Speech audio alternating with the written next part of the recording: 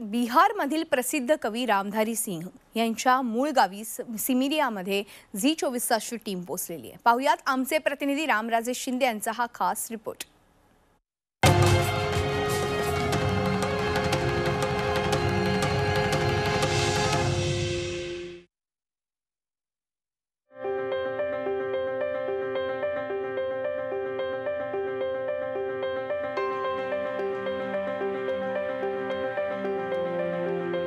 कवी रामधारी सिंग दिनकर यांच्या गावाचं एक वेगळेपण आहे।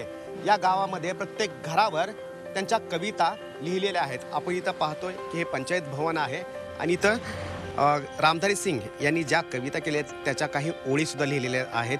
जय जय जन्मभूमी महान, शुभ सुयश संपन्न जय हो, अखिल सुख आसन्न जय हो, सौरभ्य सुषमा सदन जय हो, जयती मुकुट जहान, जय जय जन्मभूमी महान। दिनकरजींच्या या कविता आहेत।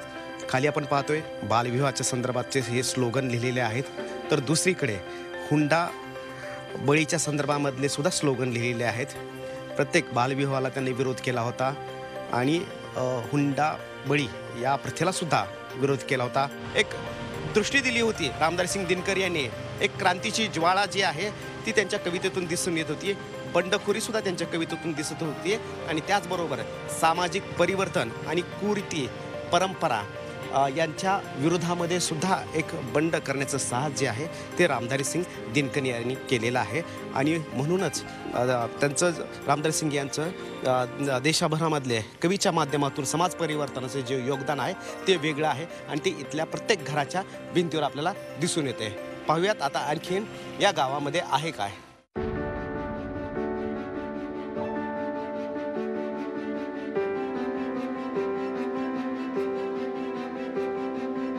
दिनकरजींच्या नावानं स्कूल सुरू करण्यात आले।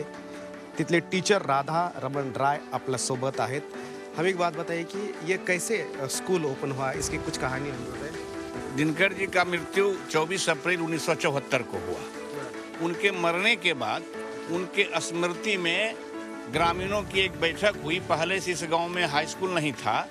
उनके याद में अगस्त 1974 में ही दिनकर उच्च विद्यालय की स्थापना की गई है। वह किसी भी सरकारी फंड से उपयोग नहीं था, वह ग्रामीण लोग अपनी चंदा से किए। दिनकर जी से इतना प्रोत्साहित थे बच्चे कि दिनकर जयंती के समय में 23 सितंबर को होता है उनकी जयंती। 23 सितंबर को आइएगा तो आपको लगेगा कि दिनकर के बगीचा का प्रत्येक पुष्प जो है वो दिनकर का ही औलाद है। इतनी उत्सुकता है। अभी भी वही स्थिति है। अगर आप 23 सितंबर को आवें तो देखेंगे कि यहाँ सैकड़ों नहीं हजारों में बच्चे वो दिनकर की कविता का पाठ करते हैं, स्वरचित कविता पाठ करते हैं, उनके ऊपर भाषण प्रतियोगिता करते हैं, निबंध प्रतियोगिता करते हैं। ये सारे दिनकर के। जैसे चाचा नेहरू के बारे में आप जानते हैं, वो जब भी कवि सम्मेलन में यहाँ जाते थे तो हम लोग 8-10 बच्चे उनके साथ जाया करते थे और कवि सम्मेलन में वो आगे बैठा लिया करते थे।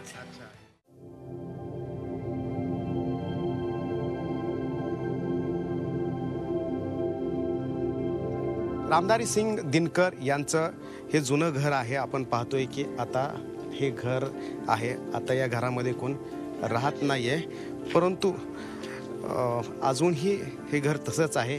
या घरामध्ये अनेक आठवणी आहेत आणि रामधारी सिंग दिनकर यांना ज्यांनी पाहिलेलं आहे त्या अजूनसुद्धा या घरामधल्या आठवणी वेगवेगळ्या सांगतात। किस तरह से यहाँ पे उनका रहन सहन रहता था। दिनकर जी जब भी गांव आते थे तो शुद्ध रूप से देहाती होकर के रहते थे। गांव में जब आते थे तो यहाँ की अंगिका भाषा जो है की रे की हाल चाल छौ खैली की नहीं खैली, इसी भाषा का प्रयोग करते थे। यहाँ किसी से हिंदी में नहीं बात करते थे। और गांव आने के बाद अपने सहपाठी जो छोटे मतलब जैसा गांव वैसा भेष। हाँ वैसा भेष। और गांव आने के बाद जितने उनके बचपन के सहपाठी थे सबों को वो खोजते थे कि कौन बचा हुआ है, कौन क्या कर रहा है नहीं कर रहा है। और इसी दलान पर उनका चौपाल लगता था।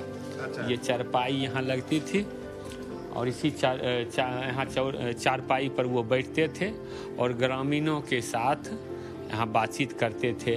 यहाँ के लोग बड़े चाव से जब वो आते थे तो गांव के हर 10-20 लोग यहाँ पूरे घेरे हुए रहते थे और उनसे ये पूछते थे, जब वो रूस से आए या चाइना से आते थे तो ग्रामीणों को ये बतलाते थे कि अब पहले हल बैल यहाँ जो चलता था, ये पूछते थे कि कहते थे कि अब देखो अब हल बैल का कोई काम नहीं, अब मशीन से खेत जुताई होगा। तो उस समय 60 के दशक में लोग यहाँ आश्चर्य करते थे कि मशीन से भी खेत की जुताई हो सकती है क्या।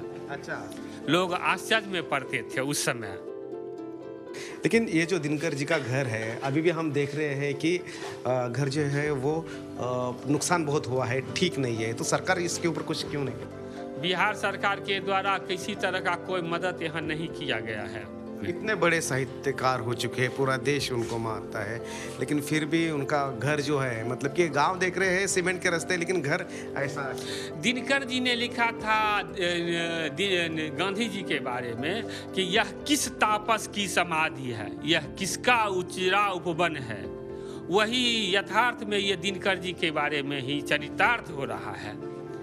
ये वही तपस्वी की जन्मभूमि है और जीर्ण शीर्ण अवस्था में ये पड़ा हुआ। न सरकार न यहाँ के जनप्रतिनिधि को जब चुनाव आता है तो दिनकर के नाम से वोट चाहिए, कुछ कर लेते हैं, फंक्शन वगैरह कर लेते हैं, लेकिन यहाँ से मूलभूत सुविधा यहाँ कुछ नहीं है। राजनेताओं ने कुछ भी ध्यान नहीं दिया। किसी राजनेताओं ने अभी तक कुछ यहाँ ध्यान नहीं दिया। अगर ध्यान देता तो एक दार्शनिक स्थल रहता, और हम लोगों ने नारा दिया था कि दिनकर की जन्मभूमि बने साहित्यिक तीर्थ भूमि, बावजूद अभी तक कुछ इस क्षेत्र में नहीं हो पाया। देश के ये बहुत बड़े राष्ट्र कवि हैं, लेकिन दुर्भाग्य की बात है कि इनके गांव में जो भी राजनेता आते हैं छलावा ही करते हैं। एक कोई राजनेता तो ऐसा आया, जो राजनीति करने वाले आए, जिनको दिनकर जी से लगाव है, इतने बड़े साहित्यकार के लिए दिल को छू गई थी उनकी बात, लेकिन जब वो पूरा नहीं हुआ तो अब राजनेताओं पर और ये जितने राजनीतिक पार्टी हैं उन पर से हम लोगों का विश्वास बिल्कुल उठ गया है। यही कारण है कि हमारे गांव में अब उतने लगाव से लोग राजनेताओं का स्वागत नहीं करते हैं जितने लगाव से साहित्यकारों का करते हैं।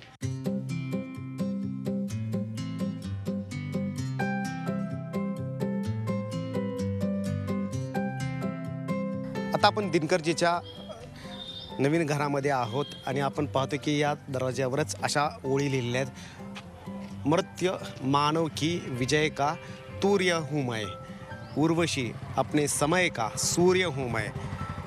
या शब्दामधूनच दिसून येईल की किती ताकद होती त्यांच्या शब्दामध्ये। समोर दिनकरजींचं आपण मोठा फोटो पाहतोय आणि या घरामध्ये त्यांचे नारायणजी हे भाचे पण आहेत। आपकी क्या यादें हैं उनके साथ? हमारी तो आज में बचपना से लेकर जवान होने तक की है। हमको तो सबसे ज़्यादा प्रिय था रत्नवती, उनकी रचनाओं में। और सब दुरूह है, कठिन है।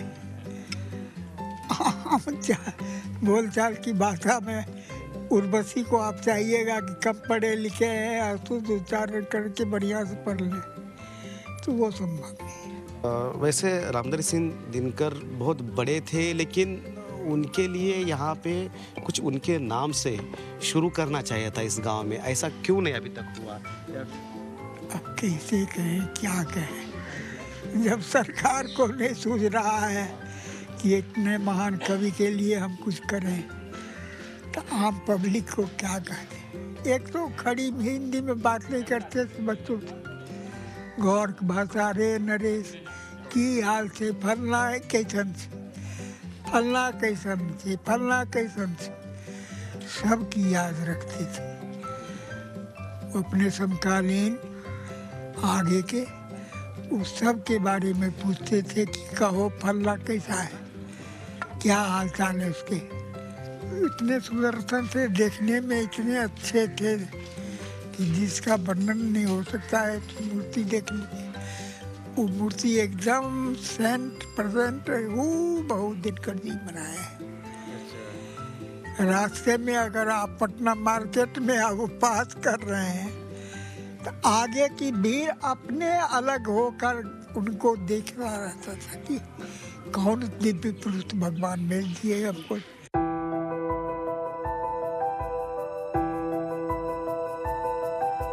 रामधारी सिंग दिनकर यांचं हे घर आहे. आपण इथं पाहतो की त्यांचा बेड आहे. त्याचबरोबर रामचरित मानस इथे हे आहे आणि इथेच त्यांचं वास्तव्य होतं.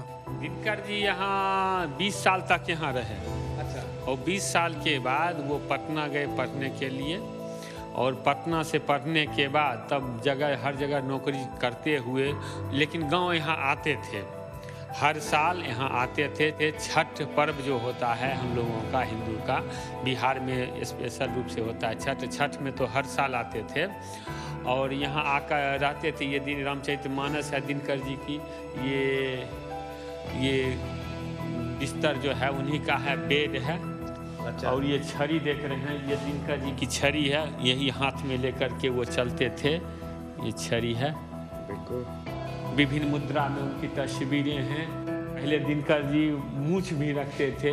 अच्छा. ये मूछ वाली फोटो है और ये विभिन्न मुद्रा में उनकी तस्वीरें हैं. दिनकर जी जहाँ कवि सम्मेलन वगैरह होता था वहाँ की ये तस्वीरें हैं. इसमें दिनकर जी कविता पाठ कर रहे हैं. यहाँ गांधी टोपी लगाए हुए कविता पाठ कर रहे हैं. यहाँ हैं ये दिनकर जी की हर जगह की तस्वीरें हैं. और ये तस्वीर जो है दिनकर जी जब चाइना से लौट करके आए थे, ये सब उन्हीं के स्वागत में जो सम्मान किया गया था पटना एयरपोर्ट को, वही सारी तस्वीरें हैं. दिनकर जी की माता जी हैं. अच्छा. और ये पत्नी है दिनकर जी, और ये दिनकर जी के बड़े पुत्र हैं. इसमें भी पारिवारिक लोग सब हैं परिवार के साथ. कश्मीर की. हाँ, कश्मीर की. ये डल झील का है. ये क्या है? टेबुल है दिनकर जी का ही. ये टेबुल है, इस पर गद्दा दिया हुआ है. ये पुराने जमाने का ये है, लकड़ी से बनी हुई. हम शांत में जब लोग सो जाते थे तब वो लिखना प्रारंभ करते थे. ये है दुसरा एक कमरा आहे आणि यामध्ये दिनकरजींच्या संपूर्ण कविता आहेत. आपण पाहतोय की हे त्यांचं घर आहे आणि हे संपूर्ण त्यांचं साहित्य आहे. वो चाहे रविंद्रनाथ टैगोर की किताबें हो या फिर अलग अलग दिनकर नामा, ये जो उनकी किताबें हैं.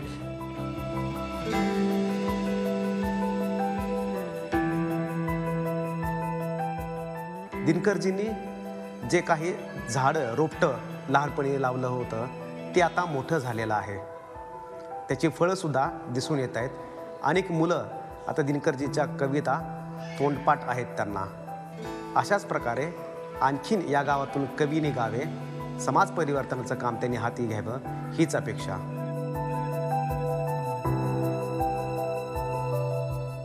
दिनकर पुस्तकालय जवळ अपन आहोत. हमारे साथ में यहाँ के लाइब्रेरियन है. क्या नाम है आपका? विष्णुदेव राय. अच्छा देवराय जी, कितनी किताबें हैं यहाँ पे? यहाँ लगभग अभी 16,000 किताबें. 16,000? हाँ, दिनकर जी की लगभग उनकी अपनी बनाए हुए 67 किताबें हैं. अच्छा. उसमें गद्य भी है और कविता की भी किताबें हैं. हम लोग के कम 400 सदस्य थे पुस्तकालय. अच्छा. बड़ा बड़ा आया जाया करते. मोबाइल का जमाना आने के बाद जो है उनकी गति कुछ कम हो गई है. अच्छा. तो बच्चे अभी आते हैं क्या? हाँ, आते हैं बच्चे दिन भर में 5-7. कितने? 5-7 आते हैं 5-7 पढ़ने के लिए. राम के बारे में उन्होंने ये भी बताया कि वो जो जिस तरह से एक मर्यादा में रह के मतलब सभी लोगों को उनका जो है अनुकरण करना चाहिए, उनकी बातों को अनुकरण करना चाहिए. उसी तरह से वो महाभारत के भी कुछ अंश को उठाते हैं. जाति जाति रटते रटते रहने से जो है ये नहीं होता है. बल का जो है वो अपना भुजा और ताकत के बल पर ही वीर जो है वीर कहलाता है. हटो व्योम के मेघ पंथ से स्वर्ग लूटने हम आते हैं. दूध दूध ओ वत्स तुम्हारा दूध खोजने हम आते हैं.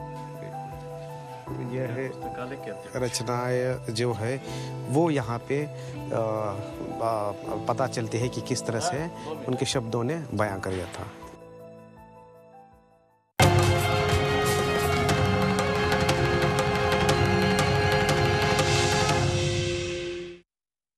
कविता इथल्या लहान मुलांना तोंडपाठ आहेत. आपल्यासोबत हे लहान मुलं आहेत, त्यांच्याकडून जाणून घेऊयात की कशा आणि कोणत्या पद्धतीने त्यांना दिनकरजी भावतात. आपका नाम क्या है? आर्यन. आर्यन, आपको कौन सी कविता याद है इनके?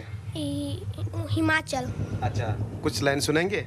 हाँ? मेरे नकपति मेरे विशाल सकार दिव्य गौरव विराट पौरुष के पुंजीभूत ज्वाल, मेरी जर्नी के हिम किरीट मेरे भारत के दिव्य भार, मेरे नकपति मेरे विशाल युग युग अजय निर्बंध मुक्ति, युग युग सूचि गर्भोन्नत महान निसीम व्योम में ताम रहा था, युग से किस महिमा कविता, कैसी अखंड या चिर समाधि यतिवर यह कैसा अमित ध्यान, तुम महास्वर्ण में खोज रहा किस जटिल समस्या का निदान, उलझन का कैसा विश्व जा मेरे नकपति मेरे विशाल। क्या चाहिए तुझे रे मूर्ख सखा बंधु सहचर अनुरागी, या जो तुझको नचा नचा मारे वह हृदय विजेता, नेता नेता नेता।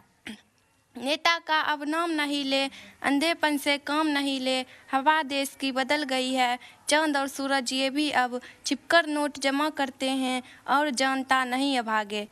एक काबुली वाले की कहते हैं लोग कहानी, लाल मिर्च को देख गया भर उसके मुंह में पानी, सोचा क्या अच्छे दाने हैं खाने से बल होगा, यह जरूर इस मौसम का मीठा फल होगा।